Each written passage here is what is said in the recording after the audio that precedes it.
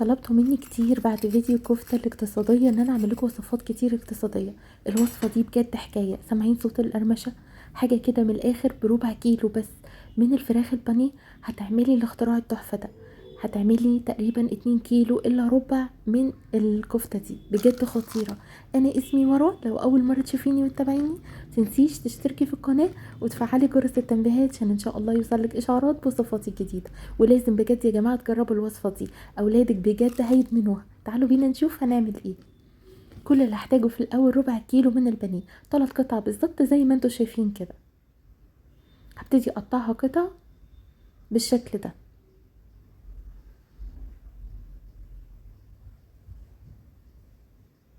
تمام كده. واحتاج كمان بطاطسايه تكون مقلبظه شويه، يعني حجمها كبير شويه زي ما انتوا شايفين.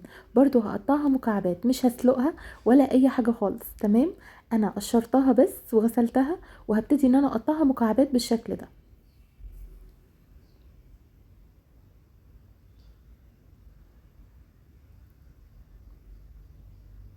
تمام كده. حطهم بقى في الكبه.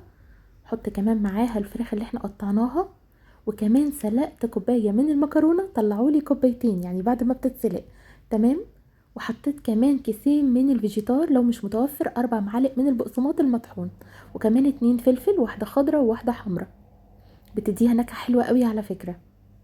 التوابل بقى معانا بسيطه وسهله جدا ومتوفره باذن الله عند الكل. هحتاج معلقه صغيره كمون، وزيهم فلفل اسود وتوم باودر وبصل باودر، ومعلقه كبيره من الملح، وهنضرب كويس جدا. عايزين الخليط يكون ناعم بالشكل ده. في صينيه بقى 30 في 40 هندهنها كويس جدا، والخطوه دي مهمه قوي.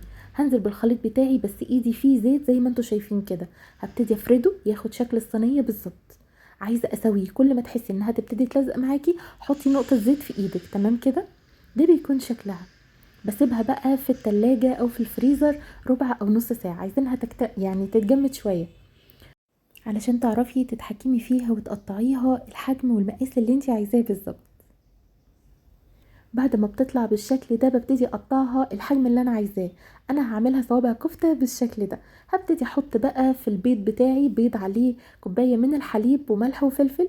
ببتدي احط الاول في الدقيق، وبعد كده في خليط البيض، وبعد كده في الكريسبي زي ما انتوا حابين بالظبط. انا حطيت كمان في المرحله التانية شويه من البقسماط المطحون او الفيجيتار، خليت شويه كده بالكريسبي بس وشويه بالفيجيتار. خطيره يا جماعه، بجد حكايه.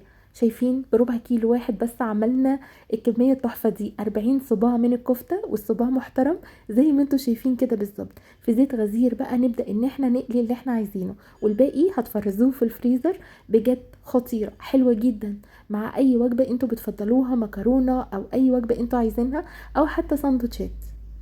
شايفين الطعامة كريسبي جدا وطعمها فعلا حكاية، ما بتاخدش وقت ولا مجهود، وعملنا كمية حلوة جدا. شايفين؟ هبتدي بقى ان انا اصفيها عشان نبدأ نقدمها. مفيش احلى ولا اطعم من كده، يعني مكونات متوفرة، عملنا الاختراع التحفة ده. لازم بجد تجربوه. الطعم بقى يعني والله لازم تجربوا بنفسكم. حلو جدا. طعم التتبيلة مع الفلفل مع الفيجيتار عامل كده خلطة وميكس عالي قوي. لازم تجربوه وتقولوا لي رأيكم ان شاء الله في الكومنتات. شايفين الطعام؟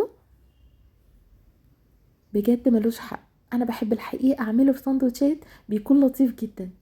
تقدري تاكليه باي طريقة تناسبك. ان شاء الله الوصفة تعجبك قوي. شايفين الطعامة مع الكاتشب بقى وما اقولكيش خطيرة. شايفين؟ سامعين صوت القرمشة حلوة قوي ازاي؟ تحتفظي بيه بقى في الفريزر زي ما انت عايزة، وتطلعي على التحمير. يعني مفيش اسهل ولا اوفر من كده. لازم يا جماعة يعني نحاول على قد ما نقدر نظبط امورنا في غلاء الاسعار اللي احنا فيه. ربنا يعيننا جميعا. حلوة قوي ان انتي تعملي الحاجات دي لولادك، هتفرق جدا معاكي. شايفين الطعامة؟ اتمنى الفيديو يكون عجبكم. لو عجبكم ما تنسوش لايك وشير، وان شاء الله اشوفكم في فيديو جديد ووصفة جديدة. باي باي.